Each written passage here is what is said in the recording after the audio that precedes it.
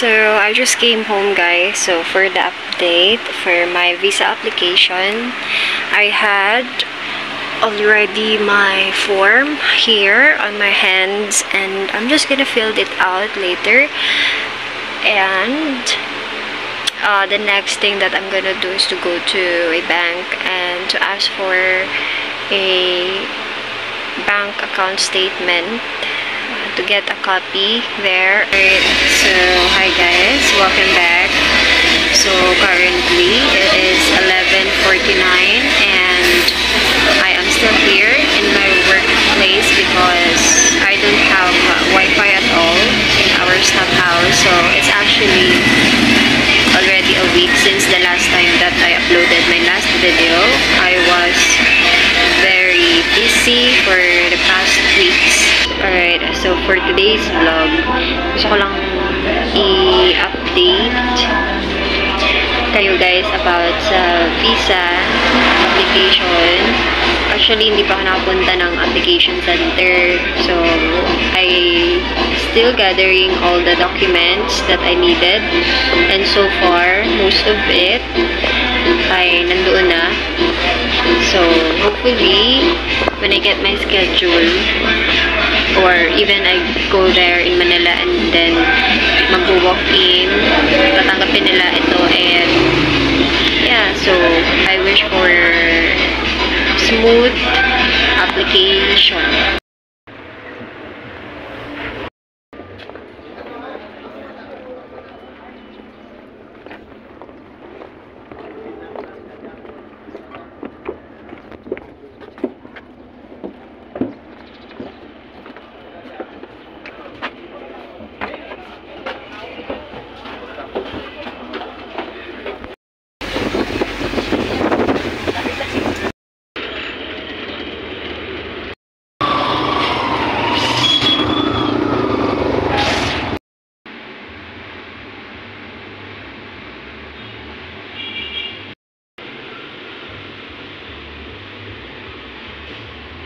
Alright, so tapos na ako guys kumuha ng or magpa-passport ID or picture. Tapos na rin yung sa PSA, and then tapos na din yung sa bank statement. So, kakain na muna ako ng lunch.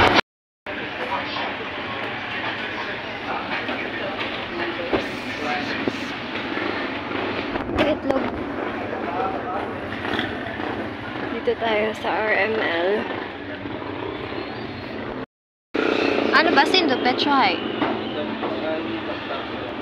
Oh, ayan. Ayan na lang. Thank you.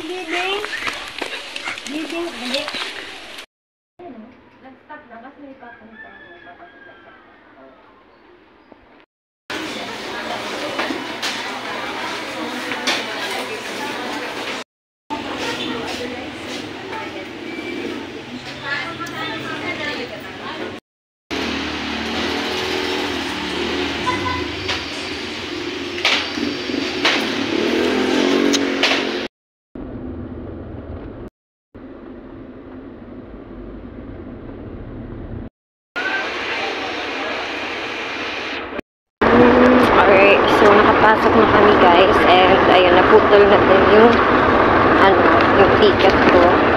So that means dito na kami papasok. I'll show you. Ayun yung Starlight. Ito yung Pantalan. Bali, ayun yung sasakyan namin.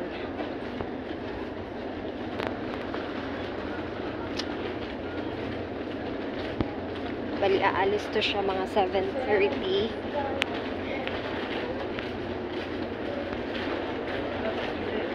Or I think, mas early.